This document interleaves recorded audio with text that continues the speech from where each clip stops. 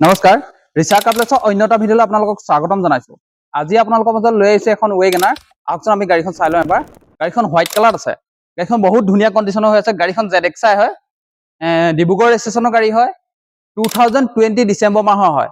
গাড়ীখন asking price চাইছোঁ আমি 4,85,000। গাড়ীখন বাম্পাৰ টু বাম্পাৰ অৰিজিনেল পেইণ্টত আছে। টায়াৰ কণ্ডিশ্যন অ'কে আছে।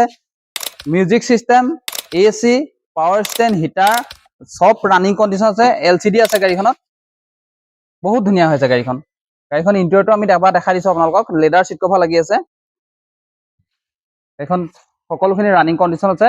গাড়ীখন আপোনালোকে কেছ কৰিলেও কৰিব পাৰিব, ফাইনেন্স কৰিলেও কৰিব পাৰিব।